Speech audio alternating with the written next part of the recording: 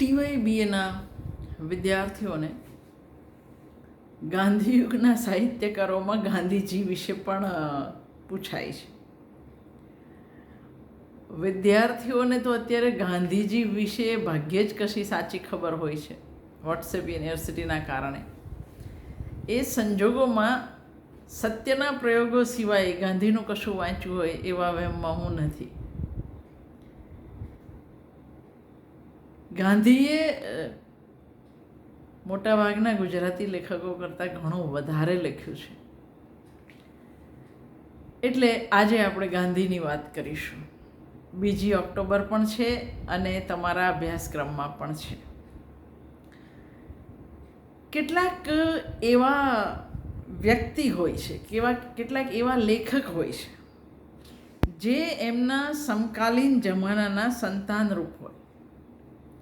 કેટલાક એવા હોય જે જમાનાના બળને ઝીલતા ઝીલતા જમાનાને ઘડે પણ થોડાક એવા હોય જેમનું સાહિત્ય એક નહીં પણ અનેક પેઢીઓનું ઘડતર કરી ચિરંજીવ બને. આ ત્રણેયમાં એક એવી વિરલ વિભૂતિ હોય જેનું વ્યક્તિત્વ જમાનાના બળો અને પ્રાદેશિક ભાષા અને સાહિત્યની પાર જઈ સમગ્ર દેશના જીવન અને સાહિત્યમાં નવો યુગ પ્રવર્તાવે. ગાંધીજી એક એવી વ્યક્તિ હતા. એ કેટલા મોટા સાહિત્યકાર એની વાત આપણે પછી કરીશું. પણ આખા દેશમાં ગાંધી યુગીન ભાવનાઓ, ગાંધીને અભિપ્રેત વિચારો, ભાષા સરળ હોવી જોઈએ, કોશિયાને પણ સમજાય એવું, છેવાડાના માણસનો પ્રવેશ હોવો જોઈએ, આ બધા મૂલ્યો માત્ર ગુજરાતી સાહિત્યમાં ગાંધીયુગ બેઠો એવું નથી. આખા ભારતીય સાહિત્યની અંદર સાહિત્યએ એક વળાંક લીધો મહત્ત્વનો. એટલે ગાંધીનો પ્રભાવ એ કોઈ પણ સાહિત્યકાર કરતાં વધારે મોટો સાબિત થાય. ગાંધીના વિચાર અને વ્યક્તિત્વની અસર ગુજરાતી સાહિત્ય પર પડી એટલું જ નહીં, સમગ્ર ભારતીય સાહિત્ય પર પડી. ધીરે ધીરે જેમ દેશના રાજકારણીઓ અને સમાજસેવકો ગાંધીજીથી દૂર થતા ગયા સ્વાતંત્ર્ય પ્રાપ્તિ પછી, એવું જ ગુજરાતી અને ભારતીય સાહિત્યનું પણ થયું. ધીરે ધીરે સાહિત્ય ગાંધી યુગના પ્રભાવમાંથી મુક્ત થયું અને વૈશ્વિક પ્રવાહોનો પ્રભાવ ઝીલતું થયું. પણ ગાંધી પ્રેરિત ભાવનાઓ અને ગાંધી પ્રેરિત મૂલ્યો એ ક્યારેય આથમ્યા નથી. કોઈને કોઈ સમયે, કોઈને કોઈ જગ્યાએ એ ફરી માથું ઊંચકે જ છે, એ હકીકત છે. તો એ ગાંધી જેણે દેશભરના સાહિત્ય અને જીવન પર યુગ સ્વામી તરીકે પ્રભાવ પાડ્યો, એનો જન્મ 1869 ઓક્ટોબરની 2 તારીખે પોરબંદરમાં થયો. માતાનું નામ પુતળીબાઈ, પિતા કબા ગાંધી. પહેલાં પોરબંદર અને પછી રાજકોટના દેશી રાજ્યના દિવાન હતા. 1881માં 12 વર્ષના મોહનદાસના લગ્ન એમની જ ઉંમરના કસ્તુરબાઈ સાથે થયા 1881માં. 1887માં મોહનદાસ મેટ્રિક્યુલેશનની પરીક્ષા પાસ કરે. 1888માં ભાવનગરની શામળદાસ કોલેજમાં દાખલ થાય. કોલેજમાં એક સત્ર રહ્યા પછી એક વડીલ શુભેચ્છકની સલાહથી પિતા એમને બેરિસ્ટર થવા માટે ઇંગ્લેન્ડ મોકલે. અને એ વખતે વિચક્ષણ કે તેજસ્વી વિદ્યાર્થી તરીકે એમણે સહાધ્યાયીઓ કે શિક્ષકો પર છાપ પાડી હોય એવું કશું નથી. પુત્ર બગડી ન જાય એટલા માટે માતાએ પરદેશ જતા પહેલાં દારૂ, માટી અને પરસ્ત્રી ગમનથી દૂર રહેવા અંગે પ્રતિજ્ઞા લેવડાવી હતી. વિલાયત જતા પહેલાં તરુણ મોહનદાસને સત્ય, પ્રેમ અને સ્વાતંત્ર્યની ભાવનાએ ઠીક ઠીક આકર્ષેલા. માતા પિતાનું વાત્સલ્ય, વૈષ્ણવ પરંપરાના આચાર વિચાર, શ્રવણનું આખ્યાન અને હરિશ્ચંદ્ર નાટક, શામળના છપ્પા અને તુલસીકૃત રામાયણના સંસ્કારોનું ઉગતી વયથી જ એમના ઘડતરમાં સિંચન થયું હતું. રાજકોટની શાળામાં ભણતા ત્યારે નવલરામની અંગ્રેજો રાજ કરે દેશી રહે દબાઈ એ કાવ્ય પંક્તિ ગાતી વખતે બીજા અનેકની જેમ એમના મનમાં પણ અંગ્રેજોને દેશમાંથી હાંકી કાઢવાની ભાવના જાગેલી. એને માટે બળવાન થવું જોઈએ અને બળવાન થવા માટે માંસાહાર કરવો જોઈએ એવી પ્રામાણિક માન્યતાથી પ્રેરાઈને એમણે માંસાહાર કરેલો અને માતાને દુઃખ ન થાય એ માટે ત્યાગ કરી મોટા થયા પછી તે સુધારો અમલમાં મૂકવાનું વિચારેલું એવું એમણે એમની આત્મકથા સત્યના પ્રયોગોમાં નોંધ્યું છે. તમારે સત્યના પ્રયોગો વિશે સાંભળવું હોય તો એક આખો વિડીયો છે. હિન્દ સ્વરાજ વિશે સાંભળવું હોય તો પણ એક આખો વિડીયો છે. 1888ના સપ્ટેમ્બરમાં તેઓ ઇંગ્લેન્ડ ગયા અને 1891ના જુલાઈમાં બેરિસ્ટર થઈને પાછા આવ્યા. 2 વર્ષ રાજકોટ તથા મુંબઈમાં વકીલાત કરવાનો પ્રયત્ન કર્યો પણ ફાવ્યા નહીં. છેવટે 1893ના એપ્રિલમાં પોરબંદરની એક મહેમણ પેઢી સાથે કરાર કરી વકીલ તરીકે 1 વર્ષ માટે દક્ષિણ આફ્રિકા જવા નીકળ્યા અને ત્યાં પહોંચ્યા પછી હિન્દી કોમ હિન્દુસ્તાનમાં રહેનારાના હક અંગે લડવાનું થતાં 20 વર્ષ રોકાઈ ગયા અને એ રીતે મોહનદાસ એટલે કે જેને ત્યાં ગાંધીભાઈ કહેતા એમની જાહેર કારકિર્દીનો આરંભ દક્ષિણ આફ્રિકામાં થયો. અહીં એમણે સત્યાગ્રહના પ્રયોગ કર્યા. સાદું અને સ્વાશ્રયી સમૂહ જીવન જીવવા માટે ટોલ્સ્ટોય ફાર્મ પર આશ્રમની સ્થાપના કરી. એ રીતે લોકનેતા અને લોકસેવક તરીકેની તાલીમ અને કસોટીનો અનુભવ એમને આ ગાળામાં થયો, જેનો લાભ ભારત આવ્યા પછી ચલાવેલી સ્વાતંત્ર્ય લડતને પણ થયો. એટલે 1915માં જ્યારે ગાંધી પાછા આવે છે, નેલ્સન મંડેલાનું બહુ જાણીતું વિધાન છે કે તમે અમને મોહનદાસ આપેલા, અમે તમને મહાત્મા પાછા આપ્યા. આ સાચી વાત છે. ગાંધીના આગમન પહેલાં 1914ના જુલાઈમાં ગાંધી કાયમ માટે દક્ષિણ આફ્રિકા છોડે ભારત પહોંચતા પહેલાં એના રાજકીય ગુરુ ગોપાળકૃષ્ણ ગોખલેને મળવા લંડન રોકાય અને 1915ના જાન્યુઆરીમાં ગાંધી ભારત આવે. પણ આ સમય દરમિયાન ભારતની પ્રજામાં પણ ઠીક રાજકીય જાગૃતિ આવી હતી. એક બાજુ 1905માં બંગાળના ભાગલાના વિરોધ રૂપે સ્વદેશીની હિલચાલ શરૂ થઈ હતી. લોકમાન્ય ટિળકે એ પહેલાં સ્વરાજ મારો જન્મસિદ્ધ હક છે અને લઈને જ જંપીશ એવી વાત કરી હતી. લાલા લજપતરાય અને બિપિનચંદ્ર પાલે પણ, જે લાલ બાલ અને પાલ કહીએ છીએ, એ રાષ્ટ્રીય અસ્મિતાનો ઉદ્ઘોષ રૌદ્ર વાણીમાં વ્યક્ત કર્યો હતો. એટલે ગાંધીજીએ ભારતમાં પગ મૂક્યો જ્યારે જાન્યુઆરી 1915માં, ત્યારે દેશની રાજકીય પરિસ્થિતિ અરાજકતા ભરી હતી, ડામાડોળ હતી. ગોપાલકૃષ્ણ ગોખલેની શિખામણ મુજબ પહેલાં દેશ જુઓ એવું ગોપાલકૃષ્ણ ગોખલેએ એમને કહેલું. એટલે ગાંધીએ લોકજીવનના અભ્યાસ શરૂ કર્યો. 15 મે 1915ના રોજ અમદાવાદમાં કોચરબ ખાતે સત્યાગ્રહ આશ્રમની સ્થાપના કરી. તેમાંથી દેશમાં આવનાર પ્રકાશનું મંગલ સૂચન થતું હોય તેમ એ જ વર્ષમાં અમદાવાદમાં વીજળીના દીવા પ્રગટ્યા. હું આ તમને ધીરુભાઈ ઠાકરના ઇતિહાસમાંથી કહી રહી છું, જો તમારે વાંચવું હોય તો. બીજે વર્ષે આશ્રમને સાબરમતીમાં ફેરવ્યો, જે આજે ગાંધી આશ્રમ કહેવાય છે તે. ડૉક્ટર એની બેસન્ટ લોકમાન્ય ટિળકની સહાયથી હોમ રૂલ લીગ સ્થાપી. એની બેસન્ટે 1918માં પહેલું વિશ્વયુદ્ધ પૂરું થયું. એ જ વર્ષમાં ખેડા સત્યાગ્રહ શરૂ થયો. 1919માં જલિયાવાલા બાગનો ભીષણ હત્યાકાંડ ખેલાયો. 1920માં ગાંધીજીએ રાષ્ટ્રીય શિક્ષણના ઉદ્દેશથી ગુજરાત વિદ્યાપીઠની સ્થાપના કરી. આ 4-5 વર્ષના અનુભવે વિનીત માનસ ધરાવતા ગાંધીજીને પરદેશી શાસકોની શુભ નિષ્ઠા વિશે શંકા કરતા કરી દીધા. 1920માં એમણે કોંગ્રેસની નેતાગીરી લીધી, અને વિદેશી સરકાર સામે અસહકારનું આંદોલન શરૂ કર્યું.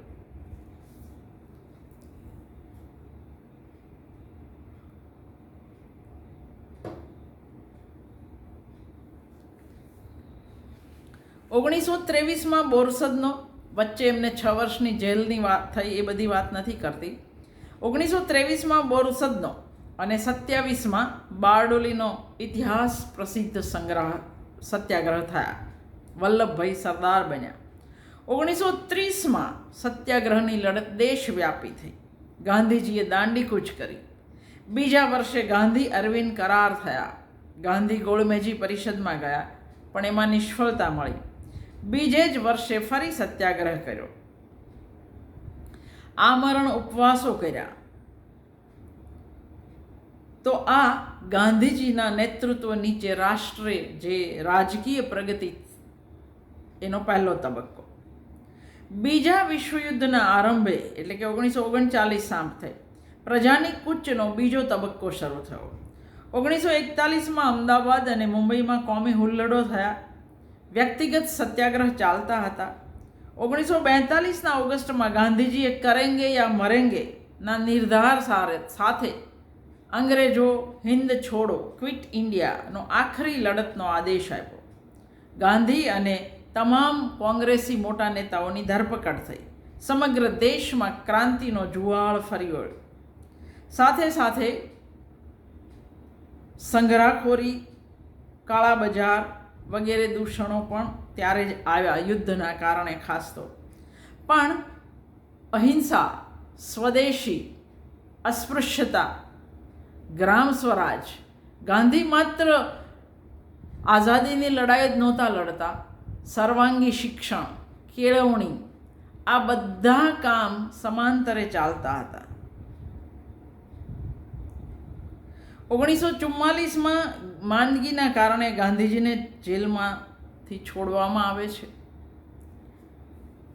1945 કોંગ્રેસી નેતાઓ પણ છૂટે છે. 1947 ઓગસ્ટની 15મીએ સ્વરાજ મળે છે. પણ સાથે સાથે દેશના બે ભાગ પણ થાય છે. 1948 જાન્યુઆરીની 30 તારીખે ગોડસે નામના અવિચારી માણસે ગાંધીની છાતીમાં 3 ગોળી ધરબી દીધી.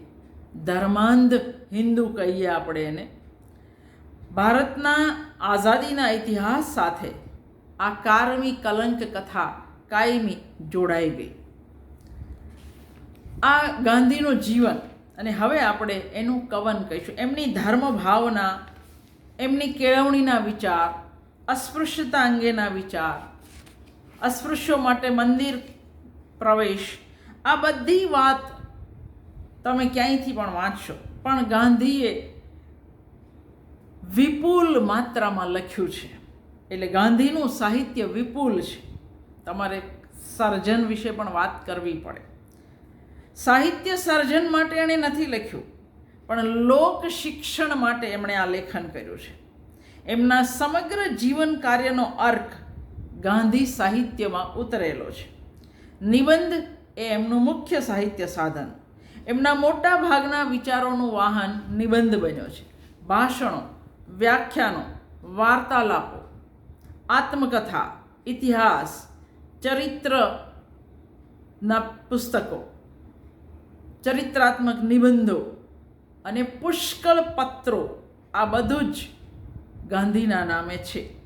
પણ જે પુસ્તકો જાણીતા છે તે સત્યના પ્રયોગો અથવા આત્મકથા 1927, દક્ષિણ આફ્રિકાના સત્યાગ્રહનો ઇતિહાસ 1925, આશ્રમ જીવન અને મંગળ પ્રભાત 1930, ધર્મ મંથન 1935, ગીતા બોધ 1930, નીતિનાશના માર્ગે 1927, હિન્દ સ્વરાજ 1909, સર્વોદય 1922, સત્યાગ્રહ આશ્રમનો ઇતિહાસ 1949, જે મૃત્યુ પછી બહાર પડ્યો, પાયાની કેળવણી 1950, બાપુના પત્રો 1 થી 11 ભાગ, મારા જેલનો અનુભવ 1921, યરવડાના અનુભવ 1925, આરોગ્યની ચાવી 1932, ગાંધીજીનો સરકાર સાથેનો પત્ર વ્યવહાર અને અનાસક્તિ યોગ 1930, ગૌ સેવા 1934, વર્ણ વ્યવસ્થા 1934,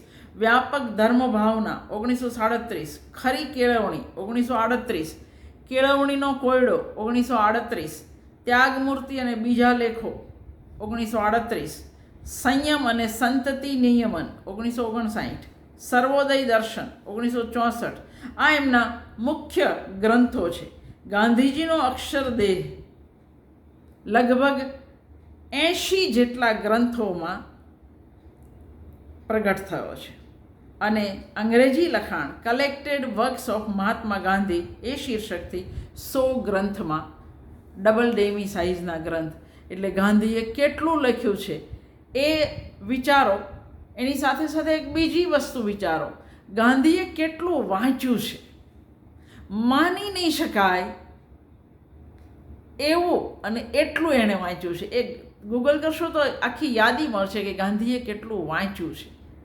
એટલે અત્યારના આપણા અભણ નેતાઓને જોઈએ ત્યારે આઝાદી સમયે આપણી પાસે કેટલા ભણેલા લોકો હતા. એ નહેરુ હોય, એ પટેલ હોય, એ ગાંધી હોય, એ કૃપલાની હોય, એ રાજેન્દ્ર બાબુ હોય, બધા જ મૌલાના આઝાદ હોય, બધા જ.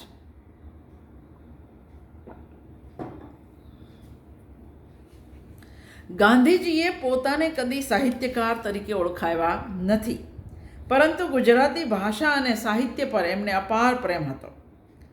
દક્ષિણ આફ્રિકાથી ભારત આવ્યા એ પછી મુંબઈના એમના સત્કાર અર્થે જે સભા થઈ એમાં કનૈયાલાલ મુનશી અને મહમદ અલી ઝીણાના અંગ્રેજી પ્રવચનો પછી બધાના આશ્ચર્ય વચ્ચે ગાંધીએ ગુજરાતીમાં પ્રવચન કરેલું. માતૃભાષા ગુજરાતી અને રાષ્ટ્રભાષા હિન્દીનો સાચો મહિમા એમણે પ્રજાને સમજાયો.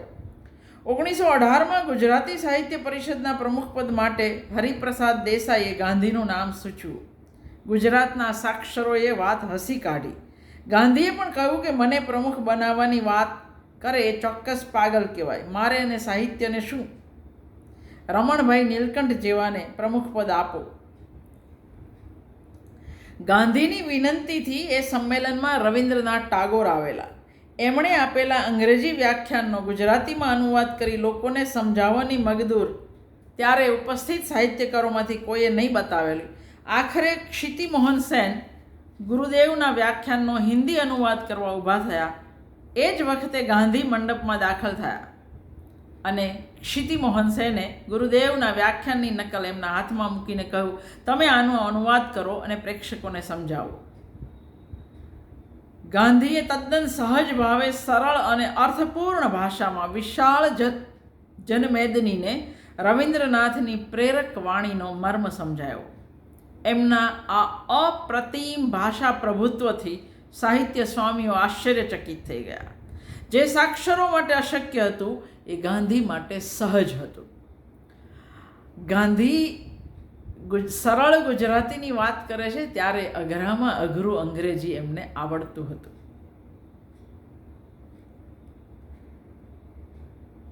ગાંધીની સાહિત્ય નિષ્ઠા ઊંચા પ્રકારની હતી. નબળો અનુવાદ ન ચાલે એ આખો નબળા અનુવાદનું પુસ્તક રદ કરાવે છે. સાહિત્ય ગાંધી માટે સાધ્ય ન હતું, સત્યની શોધનું સાધન હતું. બુદ્ધ અને મહાવીરની જેમ આ મહાત્માને પણ પોતાનો સંદેશ પ્રજાને સંભળાવવાનો હતો. એટલે જ એમણે દક્ષિણ આફ્રિકામાં ઇન્ડિયન ઓપિનિયન નામનું સામયિક ચલાવ્યું અને ભારતમાં યંગ ઇન્ડિયા અને નવજીવન અને હરિજન નામના સામયિકો ચલાવ્યા.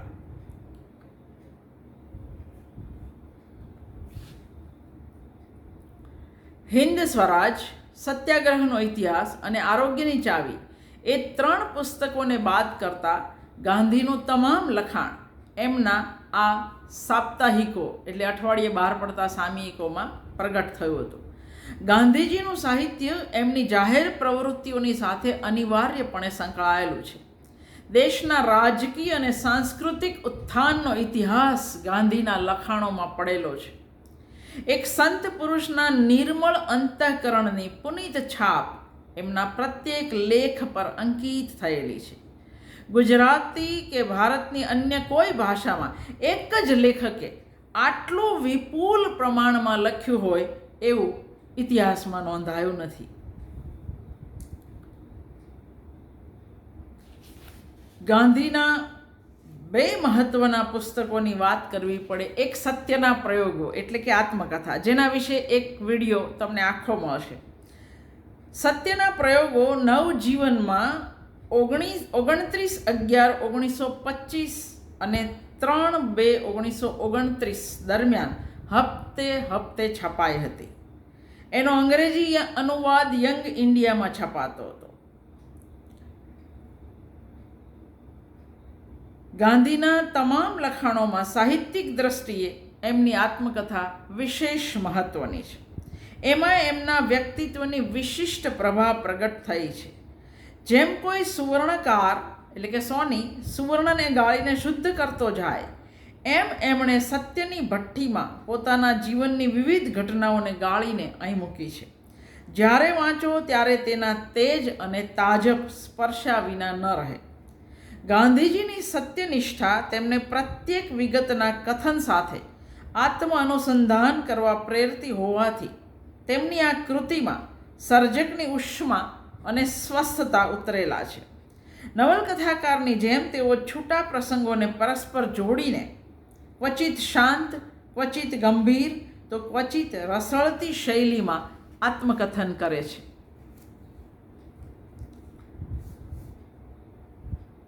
આત્મકથાના અંતે પોતે રજકણથી પણ અલ્પ હોય એવી નમ્રતા ધારણ કરે છે. આત્મકથાનું લેખન પણ સત્યના પ્રયોગોમાંનો એક પ્રયોગ છે એમ કહી એને વિશે સંપૂર્ણ સફળતાનો દાવો કરતા નથી. બનેલી હકીકતો કાળક્રમમાં યથાતથ રજૂ કરવી તે ઇતિહાસ છે. પોતાના જીવનનો આવો ઇતિહાસ કહેવો એ અઘરું કામ છે. અને એ સત્યકથન કરતા જવું એ તો હિમાલય ઓળંગવા જેટલું અઘરું કામ છે. ગાંધીજીએ આત્મકથામાં સત્ય શોધનના પ્રયોગો કરી એ દુષ્કર કાર્ય સિદ્ધ કર્યું છે. ગુજરાતી આત્મકથાના સ્વરૂપ ઘડતરમાં સત્યના પ્રયોગોનો ફાળો ઘણો મહત્વનો છે. સત્યના પ્રયોગો બહાર પડ્યું ત્યારે નર્મદ કે મણિલાલના આત્મચરિત્ર આપણી પાસે લખાઈ ભલે ગયેલા પણ પ્રગટ અવસ્થામાં નહોતા. એટલે ગુજરાતને શ્રેષ્ઠ આત્મકથાનો આદર્શ ગાંધીજીની આત્મકથાએ આપ્યો એમ કહી શકાય. ગાંધીજીનો આત્મચરિત્રકાર તરીકે સૌથી મોટો ગુણ નિર્ભીક સત્યકથન છે. એમની સત્યભક્તિ પુરોગામીઓ કરતાં અનેક ગણી દ્રઢ અને ઊંડી છે. સત્યને વિકૃત કરવાનો, ઢાંકવાનો કે તેનું અપૂર્ણ યા એકાંગી દર્શન કરાવવાનો અપરાધ અજાણપણે પણ ન થઈ જાય એની તકેદારી જેટલી ગાંધીએ રાખી છે એટલી ગુજરાતના તો ઠીક પણ દુનિયાના કોઈ આત્મકથાકારે રાખી હશે કે કેમ એ પ્રશ્ન છે.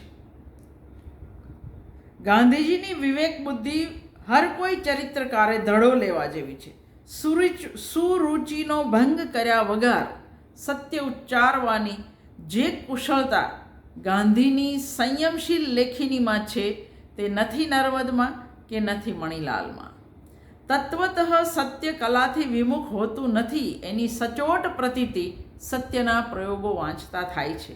આત્મકથા એટલે સત્ય સ્વરૂપ પરમાત્માનું દર્શન કરવા ઝંખતા માનવ આત્માની વિકાસ યાત્રાની પ્રમાણભૂત રસકથા એવી વિશાળ દૃષ્ટિએ ઘડેલી નવીન વ્યાખ્યાને ગાંધીજીના આ સત્યના પ્રયોગો ચરિતાર્થ કરી બતાવે છે. આ આંતરિક ગુણ સંપત્તિને કારણે એ ભારતની નહીં દુનિયાભરની શ્રેષ્ઠ આત્મકથાઓમાં સ્થાન પામી છે. અને દુનિયામાં બાઇબલ પછી સૌથી વધારે વંચાયેલું કોઈ પુસ્તક હોય તો એ ગાંધીજીની આત્મકથા છે. એમનું બીજું મહત્વનું પુસ્તક દક્ષિણ આફ્રિકાનો સત્યાગ્રહનો ઇતિહાસ. સત્યાગ્રહનો સિદ્ધાંત સમજાવવા માટે પોતે દક્ષિણ આફ્રિકામાંના જે પ્રયોગ કર્યા એ અનુભવનું વર્ણન એમણે આ પુસ્તકમાં કર્યું છે. યરવડા જેલમાં હતા ત્યારે એમણે એ લખવાનો આરંભ કર્યો 1923માં અને નવજીવન સાપ્તાહિકમાં 13/4/24થી 22/11/25 દરમિયાન પ્રકરણવાર આ પ્રસિદ્ધ થયું.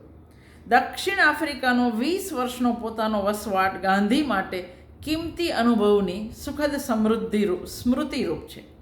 એટલે એ શુષ્ક ઇતિહાસ બનવાને બદલે પ્રેમ અને ઉત્સાહથી કરેલું સ્વાનુભવનું રોમાંચક અને રસભર્યું વર્ણન બને છે. જેને દક્ષિણ આફ્રિકાનો સત્યાગ્રહ વાંચવો હોય અને મારી યુટ્યુબ પર મિનળ દવેનું એક આખું લેક્ચર એના વિશે છે, તો સાંભળજો.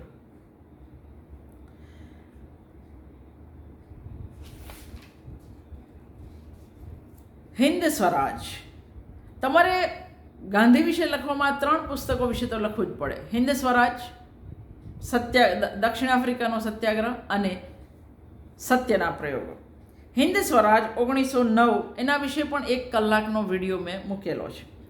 ગાંધીજીના આંતરમંથનનો જ્વલંત અગ્નિ પ્રગટ કરનારું, એમના વ્યક્તિત્વનો અપૂર્વ ઉન્મેષ દર્શાવતું પુસ્તક એટલે 1909માં લખાયેલું હિન્દ સ્વરાજ. જ્યારે મારાથી ન રહેવાયું ત્યારે જ લખ્યું છે એમ એમણે હિન્દ સ્વરાજ વિશે કહ્યું છે. હિન્દ સ્વરાજના પ્રશ્નની તમામ બાજુઓને ચર્ચી વિચારી દુનિયા સમક્ષ એમણે મૂક્યું છે. ભારતને કેવું સ્વરાજ ખપે અને એ કેવી રીતે પ્રાપ્ત કરવું એની ચર્ચા એમણે અહીં કરી છે. કાશ આપણો દેશ હિન્દ સ્વરાજના રસ્તે ચાલ્યો હોત તો આપણે બહુ સુખી હોત. એમને એ સમયે દેખાયેલ ઔદ્યોગિક સમૃદ્ધિ, નવીન કેળવણી અને લોકશાહીના ભયસ્થાનો એમણે આ પુસ્તકમાં દેખાડ્યા છે. છે તો 100 પાનાનું પુસ્તક, પણ કોઈ મહાગ્રંથ કરતાં પણ વધારે ગરજ સારે એટલું એનું મહત્ત્વ છે. આજે જે નગર સંસ્કૃતિ દુનિયાના કવિઓ અને ચિંતકોને મોટા ભયરૂપે દેખાય છે, તેની માણસજાત માટે ખતરનાક નીવડતી અસરની આગાહી 1909માં ગાંધીજીએ હિન્દ સ્વરાજમાં કરી છે. આ પુસ્તક સંવાદ રૂપે લખાયું છે. વિચારની તીવ્રતા અણઘડ ભાષાને કેટલું બળ આપી શકે એનું એ નોંધપાત્ર દ્રષ્ટાંત છે. આ ઉપરાંત બાપુના પત્રો, દિલ્હી ડાયરી, આ બધું તમારે વાંચવું જોઈએ. પણ વાત કરીશ હવે છેલ્લે ગદ્ય શૈલી. ભાષા, સાહિત્ય અને કલા પરત્વે ગાંધીજીએ નવો જ દૃષ્ટિકોણ અપનાવ્યો હતો, જે એમની જીવન દૃષ્ટિ અને ફિલસૂફીને અનુરૂપ હતો. સાહિત્ય અને કલાનું સર્જન કે આસ્વાદન વિશેષજ્ઞતા માંગી લે એવું ગાંધી નહોતા માનતા. કુદરતી કલાનો વૈભવ માણવાનો શોખ એમણે કેળવ્યો હતો. કોષ હાંકનાર કોશીઓ પણ સમજી શકે એવી ભાષા વાપરવાનો એમનો આગ્રહ લગભગ એ સમયના સાહિત્યકારોએ સ્વીકાર્યો હતો. છેવાડાના માણસને પણ સાહિત્યમાં પ્રવેશ હોય એવું ગાંધી માનતા હતા. એમના ગદ્યમાં 2 સ્પષ્ટ કક્ષા જોવા મળે છે. એક ભારત આવ્યા પહેલાંના લખાણની અને બીજી ભારત આવ્યા પછીના લખાણોની. ઇન્ડિયન ઓપિનિયનમાં એમણે કરેલા લખાણોની ભાષા તળપદી અને વ્યવહાર ભાષાના અનેક પ્રયોગોથી ભરપૂર હતી.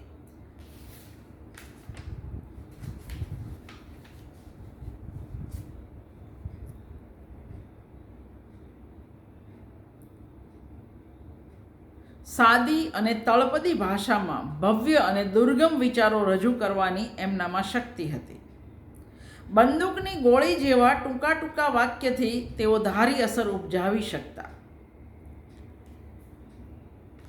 બુદ્ધ અને મહાવીરની જેમ ગાંધીજીએ લોકભાષાનો બહોળો ઉપયોગ કરેલો છે. જરૂર પડે એમણે સંખ્યાબદ્ધ નવા શબ્દો યોજ્યા છે. ગુજરાતી ગદ્યમાં ઘરગથ્થુ કહેવતો અને રૂઢિપ્રયોગોનો ગાંધી જેટલો બહોળો ઉપયોગ એમના પુરોગામીઓમાંથી ભાગ્યે જ કોઈએ કર્યો હશે. એમના પછી લોકબોલીનો ઉપયોગ એમના અનુયાયી લેખકોએ કર્યો. મેઘાણી જેવા લોક સાહિત્યકારની ભાષામાં તો હોય, પણ પછીથી મહાદેવ દેસાઈ, કાકા સાહેબ કાલેલકર, કિશોરલાલ મશરૂવાળા ગાંધીની જેમ કળાને જીવનની દાસી ગણતા થયા. સાહિત્ય લેખનમાં તેઓ ગાંધીજીની જેટલી સ્વાભાવિકતાથી કલા નિરપેક્ષ વલણ દાખવી શક્યા નથી. આ બધા જે લોકોએ વાતો કરી ગાંધીની, યુગ પ્રભાવક હોવા છતાં ગાંધીની ગદ્ય શૈલી એ દ્રષ્ટિએ પ્રભાવક છે. ગાંધીના વિચારોએ સમગ્ર દેશના જીવન પર મૂળગામી અસર કરી હતી. ધર્મ, અર્થ, સમાજ, શિક્ષણ, રાજકારણ અને સાહિત્ય એમ તમામ ક્ષેત્રે એમણે પ્રવર્તાવેલ મૂલ્ય પરિવર્તનની અસર થઈ હતી. જીવનને અખંડ અને વ્યાપક દ્રષ્ટિએ જોવાની પ્રેરણા ગાંધીએ આપી. જીવનના કેન્દ્રમાં સત્ય, પ્રેમ, બંધુતા અને માનવતાની એમણે સ્થાપના કરી. દંભ, છળ, શોષણ, દ્વેષ, અસત્ય અને હિંસાના મારણ રૂપે એમણે સત્ય અને અહિંસાની ફિલસૂફી રજૂ કરી. વાણીની સાથે વિચાર અને આચારની શુદ્ધિનો એમણે આગ્રહ રાખ્યો. સાધ્ય જ નહીં, સાધ્ય માટે સાધનની પણ શુદ્ધતાનો એમણે આગ્રહ રાખ્યો. શ્રમ, સ્વાશ્રય અને સેવાનો મહિમા સમજાયો. સ્વાર્થ, સંકુચિતતા અને કૂપમંડુકતા દૂર કરી વિશાળ જનહિતને લક્ષતી ધીર, ઉદાર દ્રષ્ટિ કેળવવાની તાલીમ આપી. ગ્રામોદ્ધાર, અસ્પૃશ્યતા નિવારણ અને અસહકારના આંદોલનોએ નવો યુગ પ્રવર્તાયો. આની અસર ગુજરાતના જ નહીં પણ સમગ્ર ભારતના જીવન પર થઈ અને સમગ્ર ભારતના સાહિત્યએ ગાંધીનો સીધો પ્રભાવ ઝીલ્યો અને પરિણામે ઉપલા અને મધ્યમ વર્ગના લોકો માટેનું સાહિત્ય હવે ધીરે ધીરે નીચેના વર્ગ સુધી પણ પહોંચતું થયું. એવું કહેવાય કે રાજમહેલથી સાહિત્ય ઝૂંપડીમાં આવ્યું. રાજા મહારાજાઓની વાતને બદલે હવે બીડીઓ વાળવાવાળા કે મિલના મજૂરોની વાતો પણ સાહિત્યમાં શરૂ થઈ.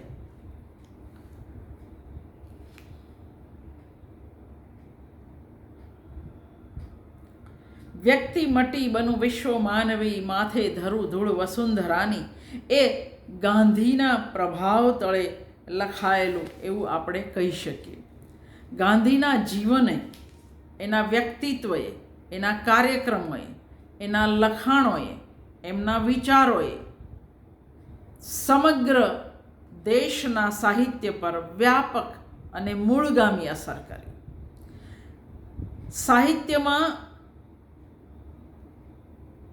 એના પરિણામે ગાંધી યુગ બેઠો એવું ઇતિહાસકારોએ કહેવું પડ્યું. ગાંધી વિચાર કે શૈલી સાહિત્ય સર્જનમાં ક્યાંય વ્યવધાનરૂપ, અવરોધરૂપ નથી બન્યા. પ્રજાના જીવનની જેમ સાહિત્ય પર પણ ગાંધીની અસર વિશાળ, સર્વસ્પર્શી વાયુમંડળ જેવી તાજગી પ્રેરક રહી. ગુજરાતી સાહિત્યમાં ગાંધીના પ્રભાવે મેઘાણી, ઉમાશંકર, સુંદરમ આ ત્રણ તરત યાદ આવે. રવ દેસાઈની નવલકથાઓમાં ગાંધી સીધા ઘણી બધી વાર મૂલ્ય રૂપે અથવા તો વ્યક્તિ રૂપે પ્રગટ થાય છે, પણ ગાંધીયુગીન ભાવના એ સૌથી વધારે આ ત્રણ કવિઓની કવિતામાં તમને દેખાશે. તો આ ગાંધી જીવન અને કવન.